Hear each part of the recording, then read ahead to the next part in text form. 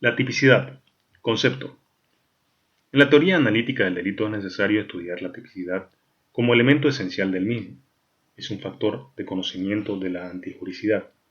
Un sector de la doctrina sostiene que es la ratio essendi de la antijuricidad. El tipo es el fundamento de la antijuricidad. El tipo es el fundamento o la ratio essendi de la antijuricidad. Mediante el tipo, el legislador anota las formas del injusto que tiene relevancia para el derecho penal. Y en algunas ocasiones, por ejemplo, en el incesto, el fundamento de la antijuricidad de la acción yace en la misma ley, por tratarse de conductas que no estaban previamente prohibidas en otros sectores del ordenamiento jurídico. Por su parte, Edmundo Mesger sostiene en la descripción del injusto le corresponde, por lo tanto, una significación matendi, y no sólo su fundamento de reconocimiento, no mera ratio cognoscendi. Sin embargo, otro sector doctrinal afirma que la tipicidad tiene carácter indiciario. Es célebre la frase de Max E. Mayer de que la tipicidad se comporta frente a la antijuricidad como el humo al fuego, porque la existencia del primero no revela necesariamente la presencia del segundo. Jiménez de Asua dice que no es la ratio essendi, sino más bien un indicio de ella. Hans Welzel se muestra partidario de la el tipo es un indicio de la antijuricidad de la acción. Por lo que debemos resaltar es que, al margen de que pueda ser un factor de conocimiento o la esencia misma de la antijuricidad, es que el tipo se halla íntimamente ligado a la antijuricidad, por cuanto, al juzgador, cuando se le presenta un hecho, en principio no le interesa si éste es antijurídico. Lo primero que debe analizar es si esa conducta está descrita en el repertorio de delitos que contiene la parte especial del Código Penal u otras leyes especiales. El segundo paso será el de establecer si es antijurídico. Por ello, es que me inclino a afirmar que el tipo es un factor de conocimiento de la antijuricidad. A este respecto, Sauer anota con precisión que el tipo es solamente una forma de aparición del injusto, y ciertamente una de sus dos acuñaciones típicas, la positiva, mientras que la negativa determina las causas de justificación. El tipo, sin más ni más, está por consiguiente en el punto medio entre el concepto general del injusto y el hecho delictivo. En él se reconoce si un querer y un obrar son injustos. El tipo es un dato social y de la peligrosidad social de un obrar. Según la nueva concepción del profesor Zaffaroni, el tipo resulta ser la formalización de la criminalización primaria que el poder punitivo habilita, mediante las agencias políticas, para dar lugar a un efectivo ejercicio del poder punitivo como criminalización secundaria.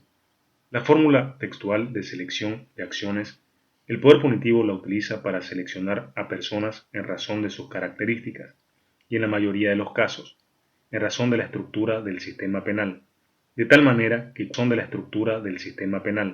de tal manera que cuanto mayor sea el número de selección de conductas de contenido antijurídico, mayor es el ámbito de la población sobre la que pesa el riesgo de criminalización secundaria.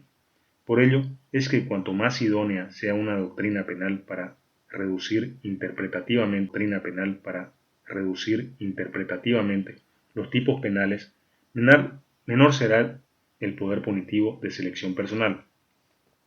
En consecuencia, para este tratadista la tipicidad debe entenderse como un terreno de conflicto en el cual colisiona el poder punitivo y el derecho penal, porque el primero pugna por la mayor habilitación de un ejercicio arbitrario y el segundo por su mayor limitación personal.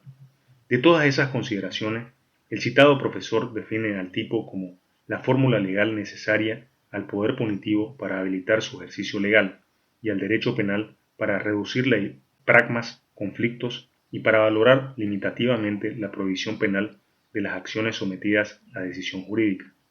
El tipo penal es la descripción que hace el legislador de la conducta prohibida y sancionada con una pena. Constituye la característica jurídica del hecho punible. base fáctica alrededor de la cual gira la antijuricidad. La culpabilidad, la punibilidad. No hay que confundir tipo con norma. Cuando el agente realiza una conducta prohibida, lo que hace es violar la norma general, de acuerdo a la teoría de las normas expuestas por Carlos Pinding. Pero esa conducta no viola el tipo, sino se adecua a la descripción objetiva que contiene el tipo. Por ello, es que en la mayoría de los casos se dice que el que matare será sancionado. Consiguientemente, el tipo resulta ser el contenido de las normas prohibitivas del derecho penal. Por ejemplo, no debes matar, hurtar, etc. Antes de la publicación de su obra Derecho Penal, Zaffaroni definía al tipo penal como el instrumento legal lógicamente necesario y de naturaleza predominantemente descriptiva, que tiene por función la individualización de conductas humanas penalmente relevantes. La tipicidad es la adecuación de la conducta del sujeto al tipo penal. Si partimos de la base de que el tipo es una descripción abstracta y formal de la conducta que el legislador considera delito, un hecho concreto, real, no constituye un tipo.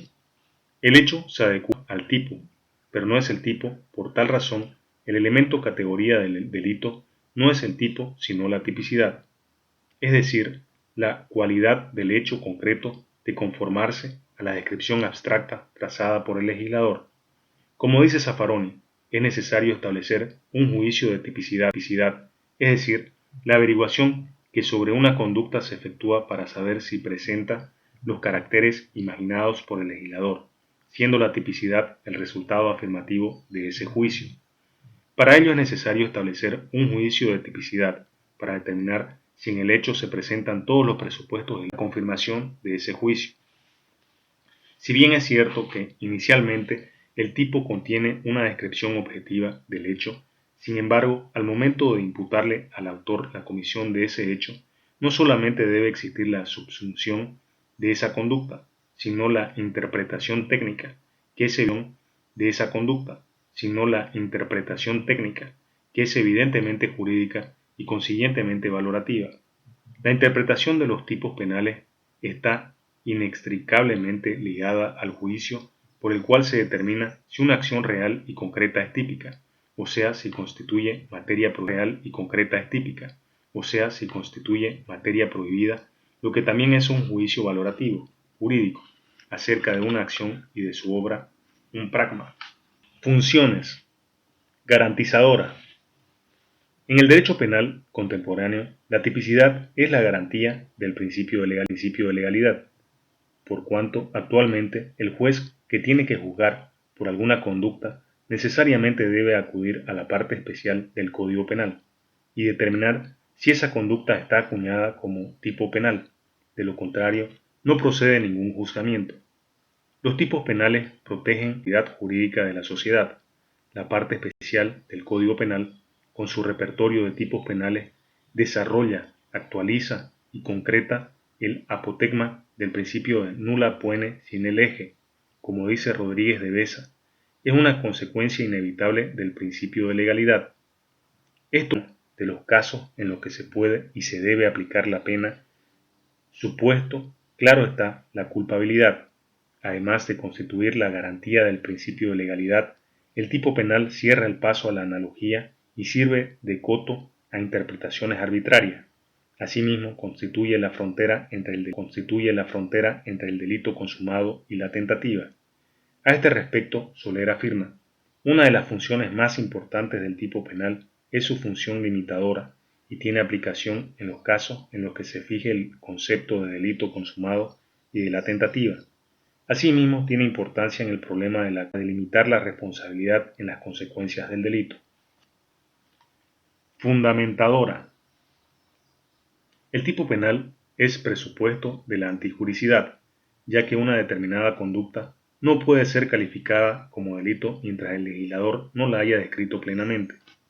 Gracias a los tipos penales es posible diferenciar una figura delictiva de otra, por semejante que parezca, y aquí valen los ejemplos de la diferencia de robo y de hurto. Entre las dos figuras delictivas hay un denominador común, apropiación de cosa ajena, y la diferencia radica en el empleo o en las personas. Lo propio sucede con el peculado, en el que si bien hay apoderamiento ilegítimo, la diferencia radica en que el bien apoderado es público y el sujeto activo un funcionario público. Función sistematizadora.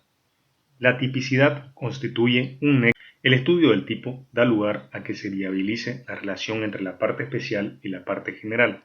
Las obras de Carminani y de Francisco Carrara revelan claramente la preferencia que se ha dado en la doctrina al estudio de los delitos en particular. Ha sido obra del pensamiento de Kant y Hegel el pillar fundamentalmente para que se elabore la dogmática penal. Esta decisión del pensamiento jurídico penal encerró al penalista en dos mundos diversos, el de la teoría general del delito y el de las singulares figuras de la parte especial. No se comprendió entonces que el derecho penal constituye un todo inescindible y que por lo mismo una correcta sistematización de los delitos penales consagrados en la parte especial de los códigos no pueden ser sino el resultado de una teoría general del delito. La tipicidad es el mecanismo de una teoría general del delito. La tipicidad es el mecanismo en virtud del cual dicha sistematización se ha logrado. Evolución de la teoría del tipo. La concepción actual del tipo ha tenido que pasar una serie de transformaciones, por cuanto inicialmente tenía otras características. Este camino se remonta a la definición que consistía en la compilación de todos los elementos objetivos para probar la comisión de un delito. Se llamaba corpus delicti a aquellos signos externos de un delito que justificaban especiales medidas de persecución, inquisición especial. El corpus delicti era un concepto procesal en el entendimiento al tratarse el interés de lo procesal. ¿Qué ha de considerarse como ocurrido? A lo material. ¿Cómo ha de valorarse lo ocurrido? Este concepto procesal fue perfeccionándose cada vez más y se llegó a la convicción de que el delito se componía de cuatro elementos: acción, antijuricidad, culpabilidad y punibilidad. En 1906 aparece la obra de Ernest Belling, La teoría del delito. Para Belling, el concepto de tipo es el centro de la dogmática del delito y constituye un elemento del mismo, conjuntamente con la antijuricidad. 1930, en su monografía La teoría del tipo, concibe a este como descripción sin valoración. En Alemania se denominó Tatbestand o tipo rector. La traducción al español es meramente aproximativa. Gran parte de la literatura lo traduce como supuesto de hecho. Según Zaffaroni, admite dos claras significaciones: el supuesto de hecho fáctico, el acontecimiento particular y concreto que se da en la vida y en el mundo, y el supuesto del hecho legal, en el modelo general y abstracto que la ley crea para su señalización. Si elementos descriptivos, contenía también otros elementos. Fue por obra de Max Ernesto Mayer que se detectó que numerosos tipos contenían elementos normativos, y así en el delito de robo, por ejemplo, hay un elemento normativo: que la cosa sea ajena. Roxin asume en forma clara la exposición de Mayer, con el siguiente desarrollo. Habitualmente los elementos del tipo se perciben mediante los sentidos. Esta característica no se da en el caso de los elementos normativos. La ajenidad de una cosa o la honestidad de la joven no se las puede captar. Su determinación requiere una valoración. Las valoraciones no pertenecen al tipo básicamente, sino a la antijuricidad. Por tanto, los elementos normativos son auténticos elementos de la antijuricidad. Ellos no denotan la antijuricidad, sino que la fundamentan. No son ratio de la antijuricidad. Se trata de aquellos componentes del resultado antijurídico que solo tienen significación determinadora de un valor. Estos elementos no solo entran exclusivamente en el campo de la antijuricidad, pues sin duda la ley los computa entre las circunstancias del hecho. Dado que estos elementos no solo entran exclusivamente en el campo de la antijuricidad, pues sin duda la ley los computa entre las circunstancias del hecho. Dado que en estos casos se trata, de todos modos, de elementos de la antijuricidad resultan ser cuerpos extraños dentro del tipo penal, valorativamente neutro del tipo penal. Los elementos normativos apoyan uno de sus extremos en el tipo legal y el otro en la antijuricidad. Según Wetzel, Belling sostuvo que el tipo no contenía ningún juicio de valor y que estaba libre de todo elemento subjetivo anímico. Este último defecto fue corregido con el descubrimiento de los elementos subjetivos del injusto y el desarrollo de la doctrina de la acción finalista.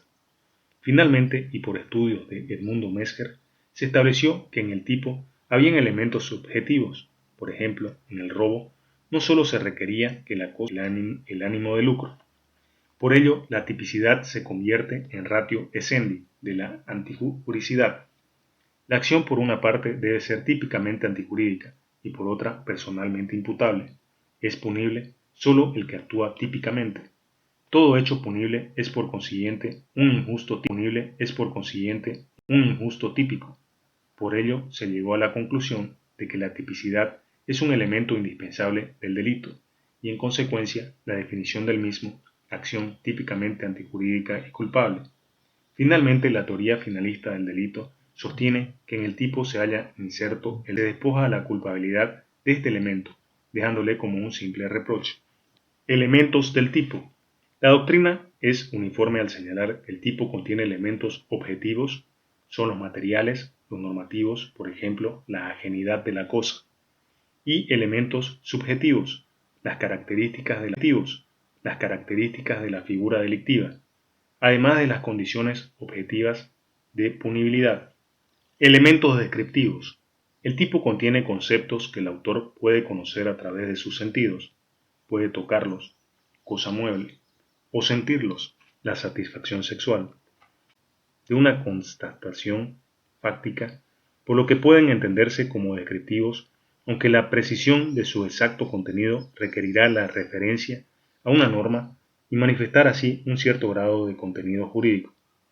Nakira dice, son aquellas expresiones o términos del lenguaje ordinario que a los conceptos que, para ser conocidos, suponen no sólo de un proceso sensoperceptivo que capte una realidad, sino además su valoración conforme a un criterio jurídico o sociocultural, ético-social. Elementos normativos son aquellos que requieren por parte del juez una interpretación jurídica, en lo que predomina una valoración que por lo tanto no es perceptible solo mediante los sentidos. Por ejemplo, puros conceptos jurídicos como el cheque o el concurso. Sin embargo, estos elementos no se hallan en posiciones contrarias, sino que se entrelazan, por cuanto una descripción debe ser valorada por el juez. Me parece importante el razonamiento de Juri Ursua, al que adscribo plenamente. Dice el citado autor que cuanto más descriptivo sea un concepto, es decir, cuanto más firme sea la base ontológica sobre la cual descansa la valoración jurídica, es decir, cuanto más firme sea la base ontológica sobre la cual descansa la valoración jurídica, más limitadas son las posibilidades judiciales de interpretar el concepto y por ende más sencillo hacerlo. A la inversa, cuando la valoración del derecho se refiere a su vez a una valoración cultural o a otra porque aumentan las alternativas. Lo que el hombre vale para el derecho está condicionado por lo que el hombre ontológicamente es, de manera que la noción jurídica del hombre solo puede elaborarse refiriéndola a presupuestos que limitan su posibilidad. Al contrario, la honestidad jurídica es un valor que depende de una concepción axiológica de contenido variable a la cual se refiere, y por eso la flexibilidad de su significado es apreciablemente mayor. Elementos subjetivos del tipo. En el estudio de la teoría del delito se descubrió que en el tipo se exigía para su consumación algunos elementos que no eran objetivos, sino más bien pertenecían al ánimo del infractor. A estos se los denominó elementos subjetivos del injusto. Así, por ejemplo, en el robo no bastaba el apoderamiento, sino la intención, el lucro. Estos elementos subjetivos establecen anticipadamente la acción. Para Heschel, estos elementos caracterizan la voluntad de actuar del actor, afectando al modo de comisión, al objeto de la acción protegida por el tipo o al bien jurídico. Para Soler, la expresión elementos subjetivos del injusto es desacertada, porque en castellano ella carece de sentido y no corresponde a la expresión alemana. Es mucho más claro que considerar que estos son elementos subjetivos de la figura, los cuales, como todas las demás, son abarcadas por la valoración objetiva, la cual determina si la totalidad de estos datos constituye un hecho antijurídico. Los elementos subjetivos del injusto se hallan en determinados delitos clásicos, y son los delitos de intención, los delitos de tendencia y los delitos de expresión. Delitos de intención. Requieren una especial intención del autor. Por ejemplo, si falta este ánimo, el hecho de tomar la cosa mueble no es típico del delito de robo. En estos delitos, a la ejecución típica debe agregarse una especial representación del resultado o del objeto como tendencia interna trascendente. Cerezo Mir dice que a este grupo pertenecen los delitos mutilados de dos actos y los delitos de resultado cortado. En los primeros, la consumación se produce cuando el autor realiza el primer acto con el fin de llevar a cabo el segundo. Por ejemplo, en el delito de rebelión, en el que se castiga a los que se alzaren violenta y públicamente con el fin de realizar determinados actos. Los delitos de resultado cortado consisten en la realización de un acto con el fin de que produzca un determinado resultado, que queda ya fuera del tipo. Por ejemplo, el alzamiento de bienes, la falsedad en documento privado y el delito de descubrimiento de secreto. La doctrina es pacífica en admitir la existencia de elementos subjetivos del injusto. Se presentan dudas respecto a la cuestión de si también el dolo pertenece como elemento subjetivo del tipo al ámbito de lo injusto de la acción o si, conforme a la teoría tradicional, determina únicamente la forma. En este sentido, aquí el dolo desempeña una doble función, la que Wessel la resume de la siguiente manera. En el tipo de lo injusto, el dolo, como forma de conducta, es portador del sentido jurídico-social de la acción, el que comprende las relaciones psíquico-externas, dolo de tipo propiamente dicho, como realización consciente y voluntaria de las circunstancias objetivas del hecho. En el ámbito de la culpabilidad, el dolo como forma de la culpabilidad es portador del disvalor del sentimiento que expresa la falta de sentimiento jurídico, unida típicamente a la realización dolosa del tipo, actitud incorrecta y dolosa frente al ordenamiento jurídico. Delitos de tendencia. En estos delitos la acción se define por la tendencia subjetiva del autor, de tal manera que sólo es típica la conducta si su ejecución externa va acompañada de esa tendencia interna. Por ejemplo, los delitos sexuales exigen que la acción se realice con ánimo libidinoso, abuso deshonesto, o en la estafa, que requiere el ánimo de tener ventaja patrimonial. Delitos de expresión. En estos delitos existe el presupuesto de que el autor tenga un estado de conciencia o acción con el comportamiento exterior, de tal manera que la comprobación de la tipicidad obliga a comparar lo externamente realizado con el proceso que paralelamente se desarrolla en el mundo anímico del autor. Por ejemplo, en el delito de falso testimonio, en el que el estado interior del autor se halla en contradicción porque afirma o calla una verdad. Condiciones objetivas de punibilidad. Son elementos insertos en el tipo penal, que sin que constituyan el núcleo de éste, y sin los cuales no se consuma el delito. Son necesarios para que se produzcan la consecuencia jurídica, la pena. A este respecto, trata en respecto de las cuales la necesidad de intervención punitiva está fundamentada por circunstancias adicionales del caso particular que residen más allá del ilícito y la culpabilidad.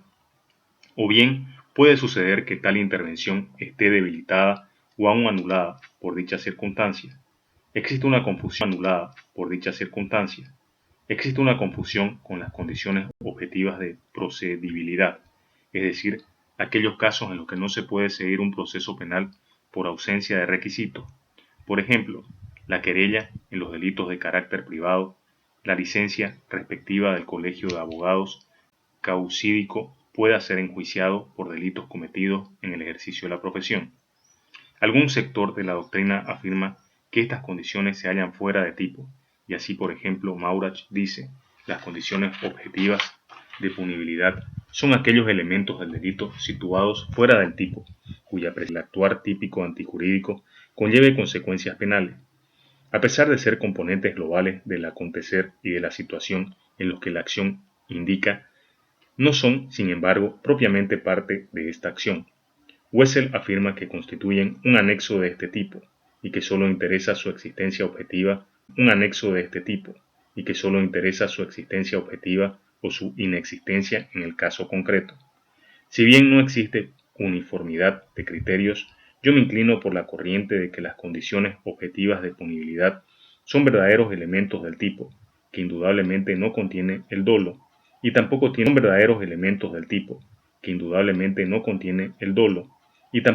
por qué referirse a ellos.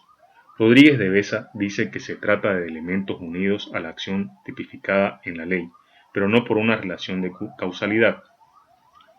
Carlos Martínez Pérez tiene un estudio acerca de la naturaleza objetivas de punibilidad, las divide en propias e impropias, y sostiene que se encontraría fuera del injusto.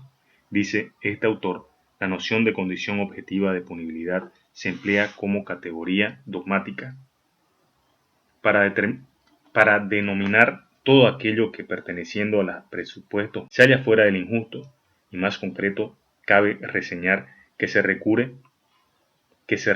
a dicha categoría por parte de un sector doctrinal para explicar la función que desempeña el desvalor de resultado, lesión o puesta en peligro del bien jurídico, con respecto a la fundamentación de la injustibilidad de tiempo, el infanticidio que solo puede cometerse durante el parto o hasta 3 días después, de lugar, omisión de socorro en lugar deshabitado, de valoración social, mujer honesta en el estupro, de edad, menor de la pubertad en la violación con consentimiento, de edad, menor de la pubertad en la violación con consentimiento, de situación internacional, estado de guerra en el delito de traición.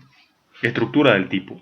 El tipo en su estructura contiene los siguientes elementos: sujeto activo, sujeto pasivo, la acción y el bien jurídico. Es el que realiza la acción con independencia de que sea o no responsable del delito. Un inimputable puede ser sujeto activo de un hecho típicamente antijurídico, pero no podrá ser nunca autor del delito.